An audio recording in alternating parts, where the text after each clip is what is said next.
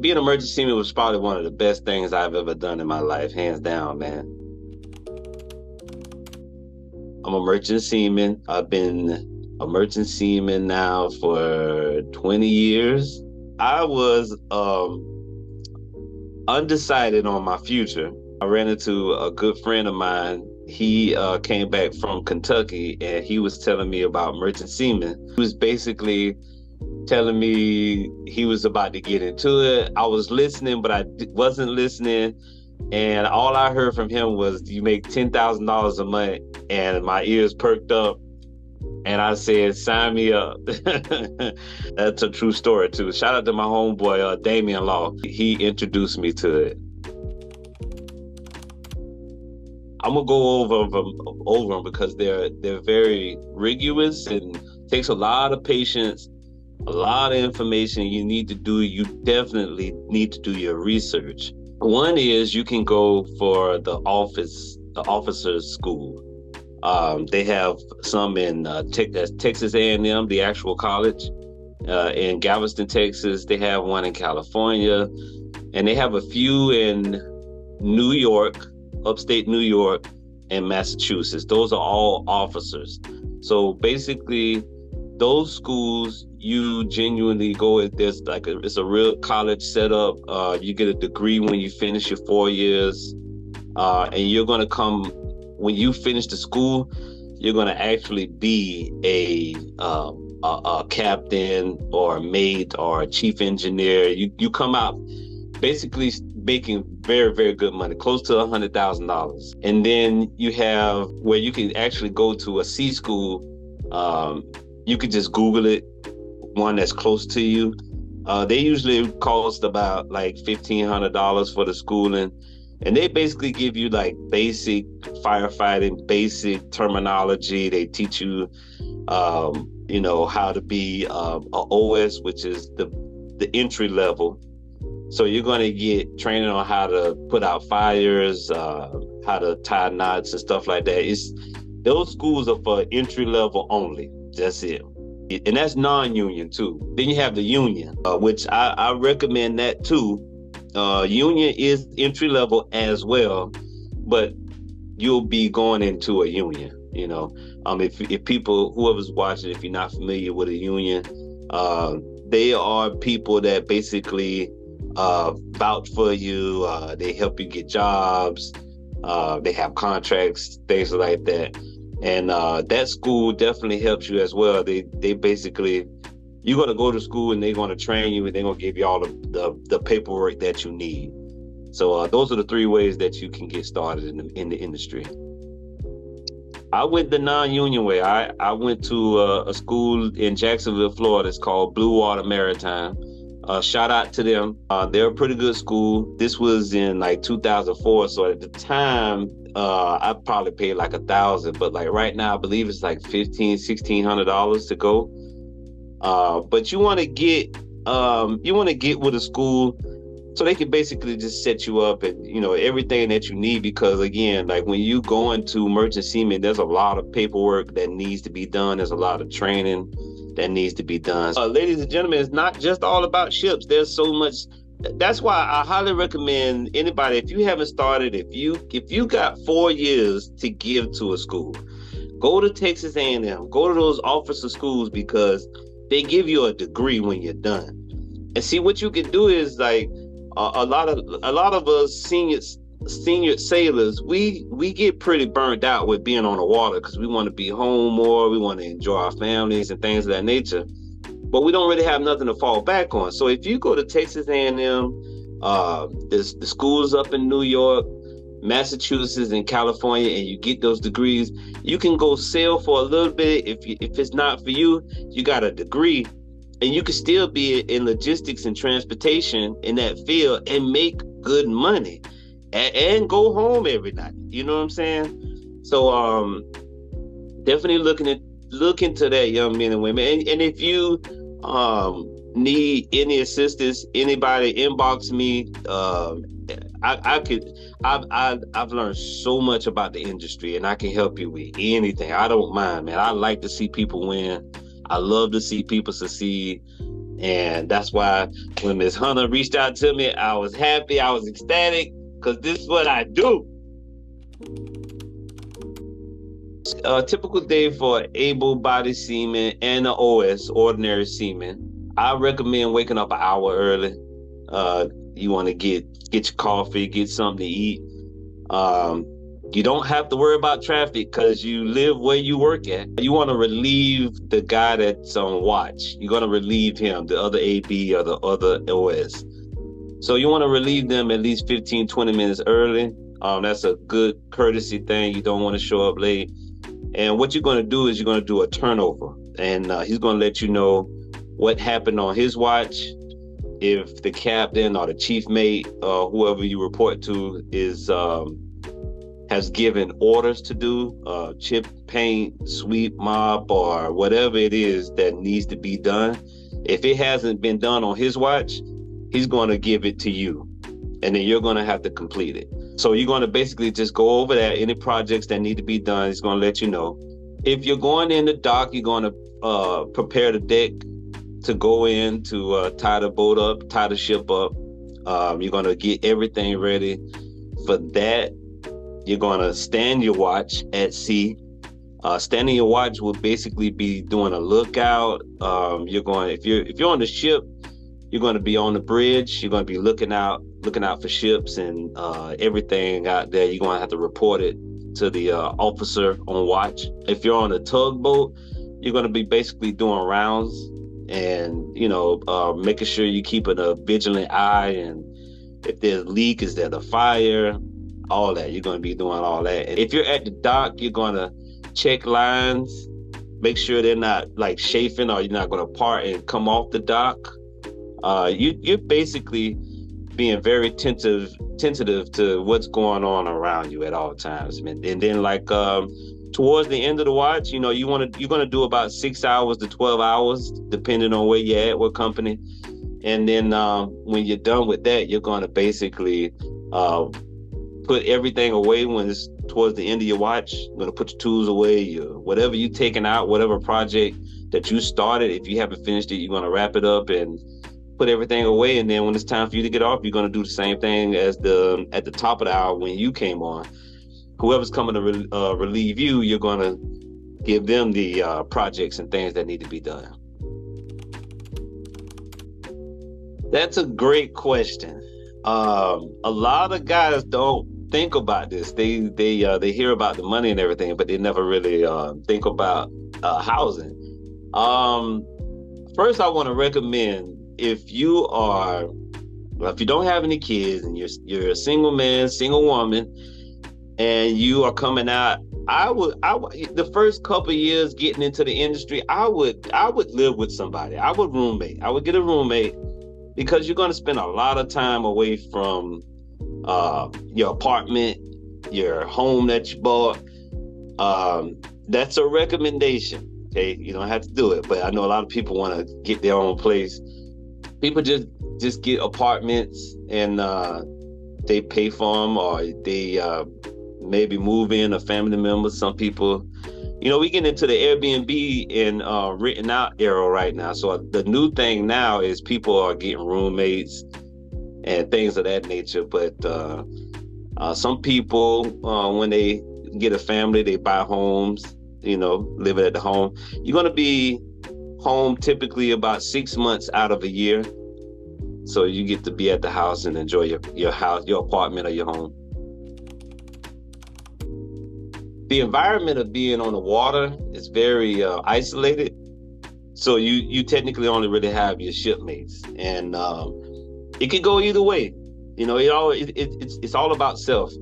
If you're a very outgoing person and understanding, and you cool, man, you ain't gonna have no problem getting along with people. But if you are a butthole and difficult to get along with, it's gonna be tough. I'm a people person. I've met so many people. I've met so many great people. When I started out, I was raised in a predominantly Black area in Jacksonville. The exposure with this career it's great, because you meet so many different people You get to learn so many different lifestyles in America, or even outside of America. And it definitely brought a lot of awareness of people in general, man. But yeah, as far as like working on a ship with other people, you really have to. Even if you don't get along with people, you're gonna have to, because you're all you got. If a fire goes down and you don't like Butthead, you and Butthead gonna have to work together so y'all can make it back home. So that's how that is. You want to definitely go into it with a very open mind, and just be positive and just be ready to do whatever and experience whatever, especially when you're working with people and they're sharing their lifestyles. Be open to it.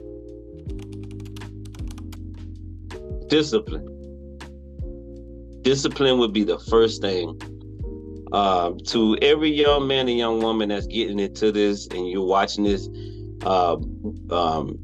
doing your paperwork, going to the school, getting the money, those are things that you can really learn and you can get it together. While you're on your way to school or, preparing, just starting, please learn discipline. Learn discipline, because discipline is a skill that a lot of people overlook. I recommend that highly. But teamwork, hard work, communication. You need to be able to communicate, and you need to, that's another, goes back to what I was saying about being open to other people and working with other people, because everybody doesn't communicate the same way. So you're going to have to kind of, again, if something hit the fan and on the ship or a tugboat and it's just y'all going to have to really communicate. I'm going to give an example. I've never experienced a fire on a tugboat, but the chief engineer on the tugboat, he would go to sleep, and my responsibility was to check the engine room, make sure there wasn't nothing going on, no fires or leaks or anything. Well, I was doing a project and I was trying to get it done, and I walked past the porthole. I saw he was up, that he woke up from his nap. So I made the assumption, without communicating, I assumed that he was already going downstairs doing his rounds because I saw him up.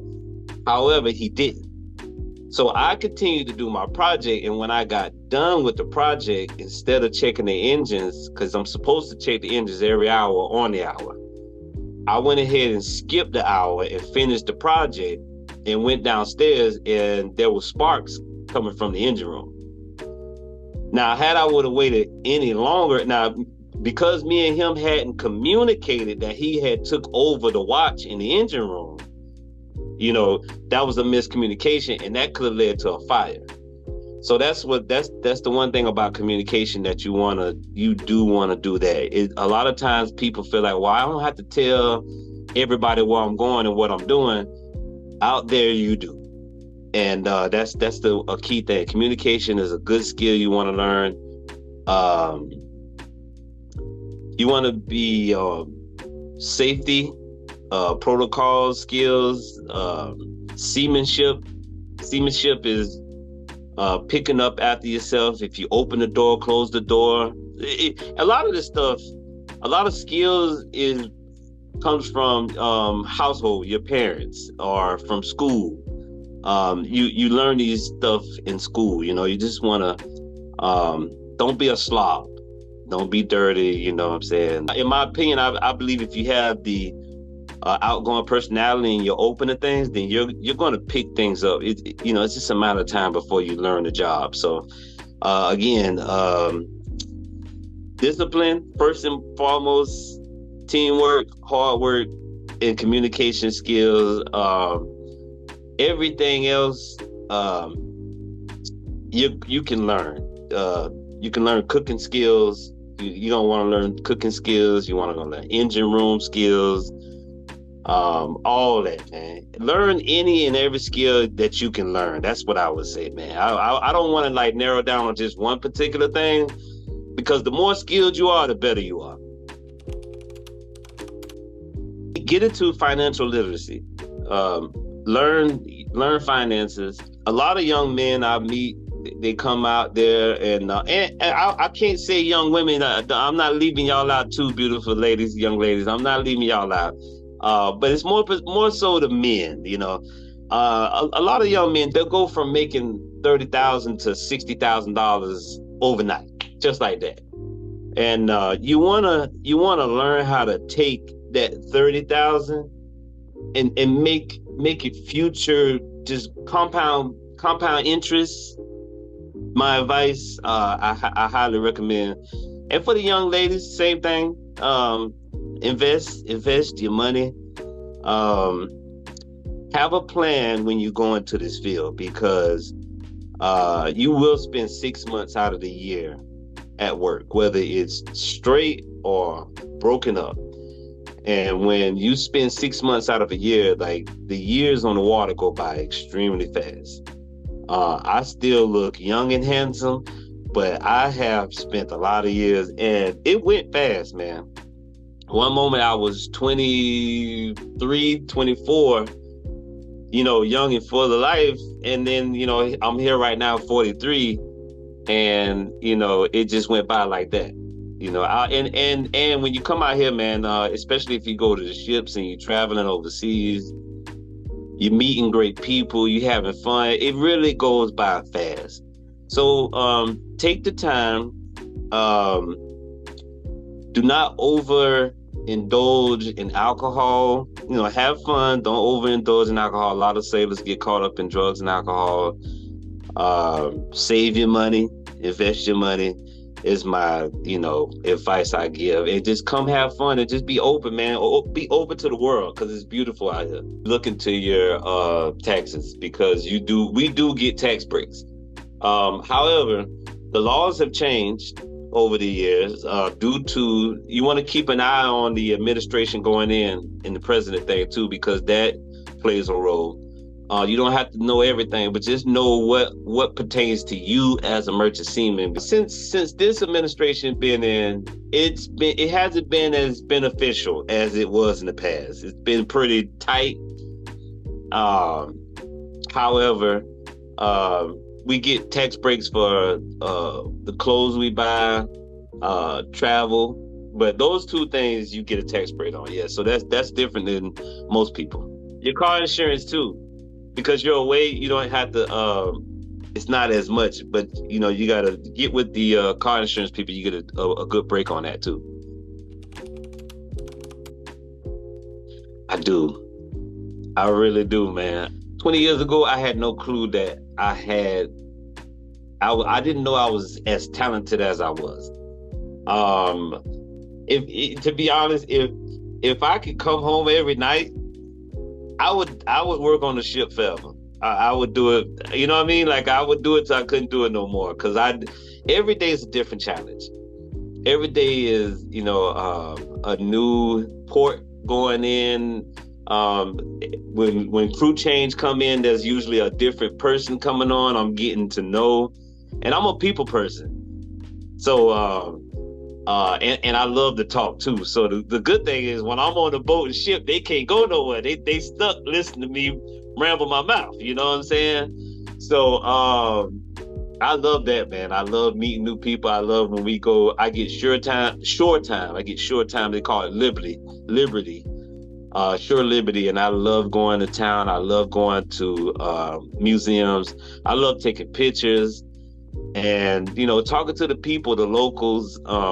I've been to Africa. One time I went to Africa, and it was such a great time, man. The locals. I had a guy. I was paying him to take me around in South Africa, Durban, and I was there for like a week and a half. And he ended up taking me. I was hanging out with his friends. They cooked like I ate African food. Like every day I got off work, and I would just hang out with them, and they would just take me, like. Not the tourist side. I got to actually see it and interact with it. So stuff like that is just awesome, man. It's great, man. I'll say in this industry, it's sink or swim. I was fortunate to be around a lot of older, good dudes when I first started out too. So that helped a lot. I just listened to them.